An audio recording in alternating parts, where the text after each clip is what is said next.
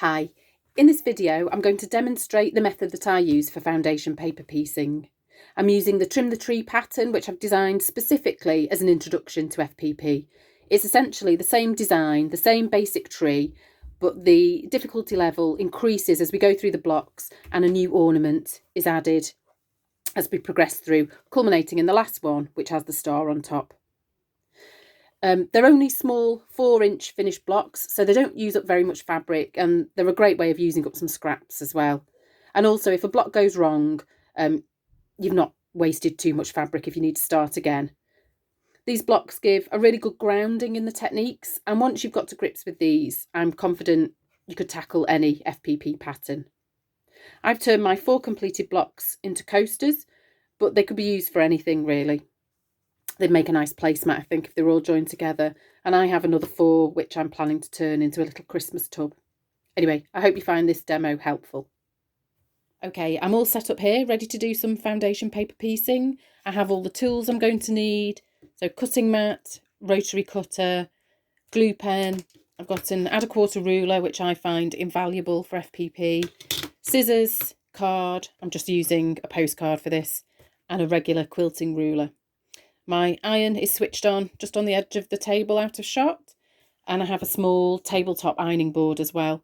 There's a lot of pressing involved, and having everything set up on the one table so you don't have to keep leaving the machine and going over to the regular ironing board, it just makes the whole process quicker and more convenient.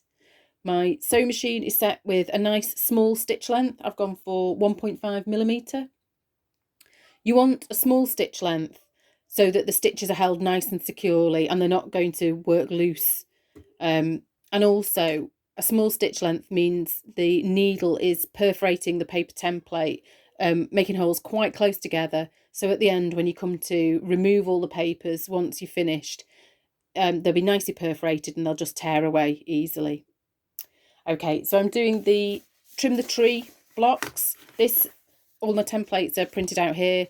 It's a really good introduction to foundation paper piecing because it's designed so that the difficulty level increases as we move from block to block. So the first one, tree 1, I'm going to show how to do this one now. It's a really simple block. It's pieced all in one go, so there aren't sections to join at the end. There are for the subsequent blocks, and I'll show how to do those later. So we'll start with this one. First of all, I'm just going to cut it out just to make it a little bit more manageable. I've checked the size guide and this has printed out so that this 2-inch square is 2 inches, so I know that the template is the correct size. So I'll just trim that away now. And these are not my fabric shears. Just feel I need to say that before anybody winces. Okay. Now, foundation paper piecing, you have the template on top for sewing and you follow the lines. And I'm going to go through this step by step. Each section is marked with a number and we progress as you would expect. A1, A2, A3, we piece them in that order. It's a foundation paper piecing. Once you get to grips with it as a technique, it's really straightforward, but it does sound odd when you try to describe it. So I think it's always best to show it, show the process in action first. This is the side that we have up for sewing, but the block develops on the reverse. And so as you look at that now, the finished block will be a mirror image to that because it will have been done on the reverse. So if you can see the light through it, it will finish that way around. Not such a big deal with this one because it's fairly symmetrical. The first section we're going to cover is section A1, and that's the trunk of the tree. So I've cut some fabric out here, some brown fabric for the trunk. We need a piece of fabric that's not only this size, A1 size, but also will cover the seam allowance, the 1/4 inch seam allowance all round, and then have some extra fabric to play with as well. So I've cut this one quite generously. Now, the key thing when you start FPP is you want the wrong side of the template to the wrong side of the fabric, like that. So we're going to put the fabric on. The fabric is right side up as we look at it, but it's the wrong side that is together. So we want this to cover A1 and the surrounding seam allowance as well. So what I'm going to do, I start by gluing. This is where the glue pen comes in. I will glue the first piece of fabric into position. Some people like to pin, but I find the pin head can often get in the way when you're using the ruler. So bit of glue on the reverse of the template, fabric over the top, and then I want to just hold it up to a light source. Turn it around this way, and just, can we see there? The fabric definitely covers all around A1 and the seam allowance. There we go. Now, the second piece we're going to put on is A2. So the line that joins them is this one here. So this is where we're going to sew our first line. Now, this is where I use the card. We want to make a fold along this line, and the easiest way to do this is with a card, and we can bend the paper back over it. So I've lined up the edge of the card with that straight line and just fold that back.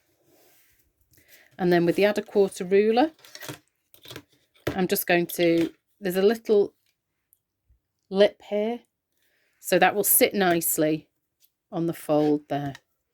And I'm going to trim the fabric before I start. So that's the seam allowance left on that side. And then the piece A2 that we're going to join to it, turn it around this way, is background fabric. So I've cut some here already. Now, for this, I have all the pieces of fabric I'm going to use ready cut to one side, just for speed. But if I'm honest, when I FPP at home, I just keep the fabric I'm using on one side and cut pieces as and when I need them.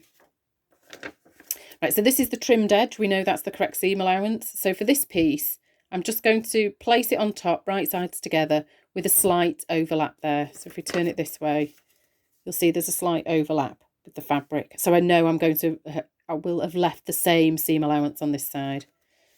So hold that in place, and then we flip it, because we do the sewing on this side, and I'm just going to sew along that line now.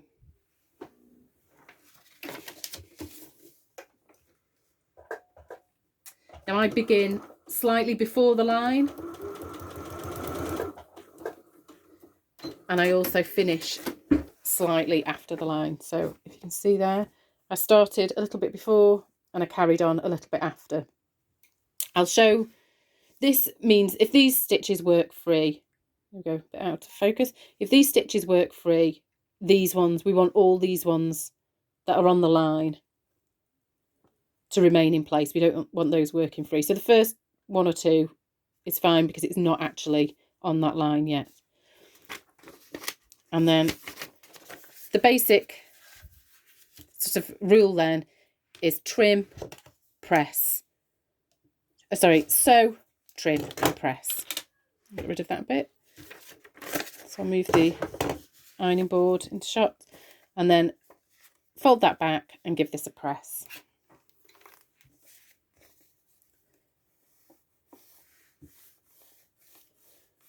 A foundation paper piecing, it's all straight lines, so there are no scary curves involved. And it can sound daunting before you start, but once you give it a go, it can become quite addictive, but it is really straightforward. And the smaller pieces, I know that often puts people off, but I find dealing with the smaller pieces are often easier than sort of the bigger pieces that can flap a bit and move out of position. So don't be put off by tiny pieces either, is what I'm trying to say. Okay, so the next piece we want to do is A3. So we want to sew along this line between A1 and A3. So again, using the card, fold that back and trim.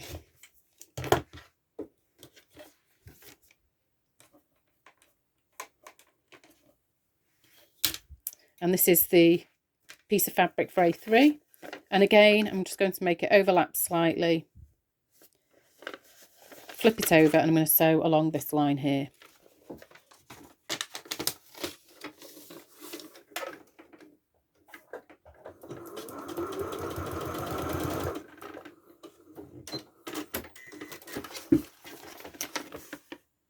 So sew, trim,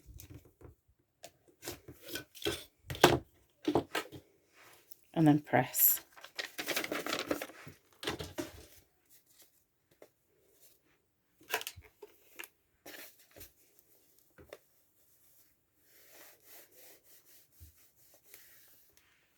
There we go, that's the trunk of the tree done on either side. And now the next piece, we've done 1, 2 and 3, so we're up to A4, which is the tree. So I want some green fabric for this.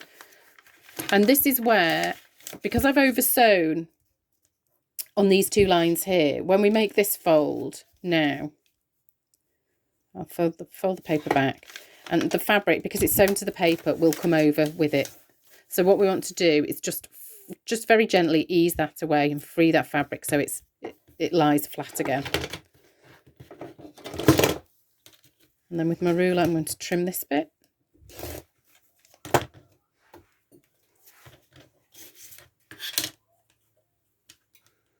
And have the green fabric here for the tree. So I'm going to centre that, and I know that this then will fold up and cover this bit. If you get to a piece of fabric and you're not sure whether you've cut it a little bit too small or whether it will cover the area, or sometimes with an angled piece as well, it's hard to judge whether once it's folded back, it'll fold in the right direction and cover all of the area. What you can do here, if you're not sure, place the fabric on, just done a little overlap, flip it over, but sew it with long stitches first. So you've got nice long stitches, and then you can fold it back, and if it doesn't fit, they can just be removed, and you could, you know, cut another piece of fabric that will fit. But if it does fit, just go over those long stitches with short stitches, and that way you don't have to do it with short stitches first time, find out that it doesn't fit, and then have to unpick all those tiny stitches, which is very fiddly. If you've tested it first with long stitches, they're easy to remove. Okay, so I'm going to flip this over. I'm just going to check that the fabric's not moved out of position and that it still overlaps the trimmed edge, which it does. And I'm going to sew straight across this one. Again, starting a little bit before and finishing a little bit after.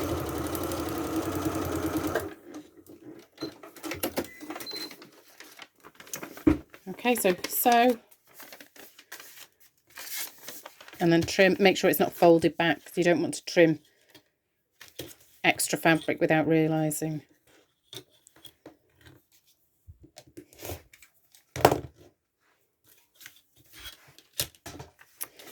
The biggest mistakes with foundation paper piecing are selecting the wrong fabric to cover a section. Often you don't realise that until you've built up and done more of the pattern, or just using the wrong size pieces and they don't cover the area that they need to. Have a check, hold this up. There we go. It more than covers this area that we need. So next A5, which is also background again. So fold the line we want to sew. Ease away the fabric there so it lies flat again.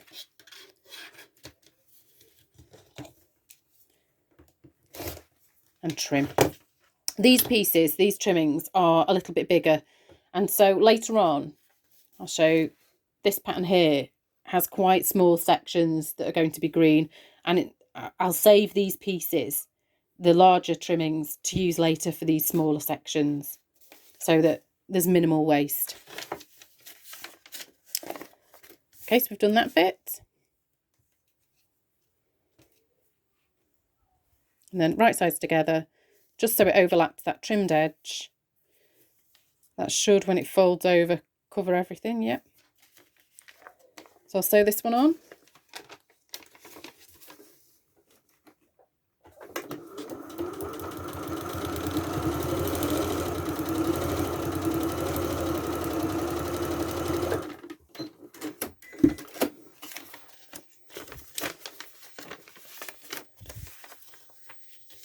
I mean, everybody has, or there are many different ways to approach FPP. Some people don't like to use rulers and rotary cutters, and they will just trim the seam allowances back by eye with a pair of scissors. There we go, just give this a press. And it's nearly completed now.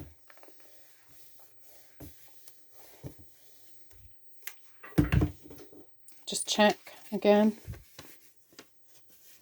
Covers all the area I need it to.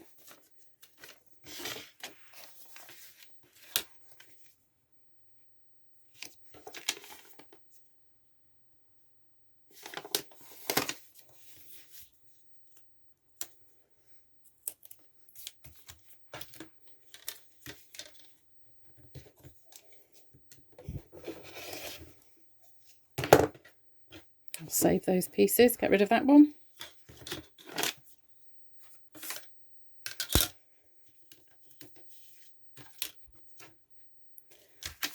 And then the last piece, you can see the block virtually finished there. Oh, it only just fits, but it will do. So I'll take this to the machine and sew the last seam.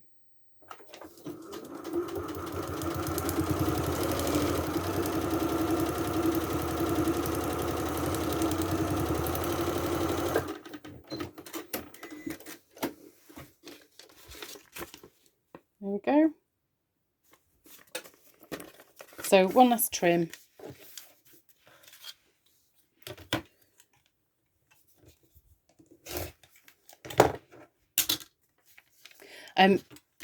Just a note about, some people will cut these out perfectly first time. So I've left paper around the outsides because I will trim everything up with a rotary cutter, but it's worth not using a fresh blade for this.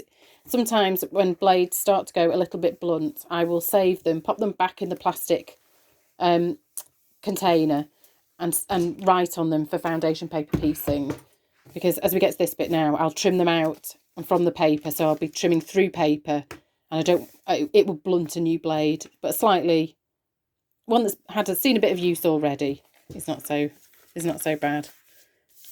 There we go. So I'll take my regular quilting ruler now and cut the block out. The seam allowance is marked on this with the dashed line. So as you see here, I'm going through paper. If you trim the template out perfectly before you start, you'll just be cutting through fabric now. But I leave it and trim it all up in one go. I'm just going to spin this round. It can be an idea with bigger pieces of fabric. When you turn them, these are not really too big, but if you're worried about them flapping out of place, and when you trim up the block they might move and you might cut it a little bit short here and there, you can use a glue pen to glue these pieces of fabric, the bigger ones, to the template before you trim it out.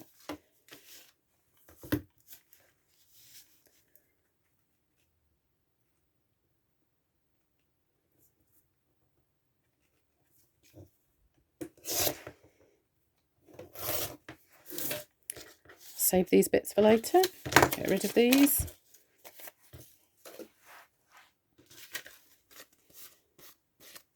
And then we have it. The tree block pieced all in one go. Nice and straightforward, and it's a good way to sort of get a feel for foundation paper piecing. And now it's completed, I would give it a press first, but I'll just remove those papers, and you see they come away nice and easily because of those perforated lines. With more intricate blocks, actually, this does take a while.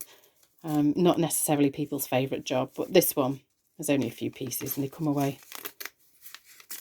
nice and quickly.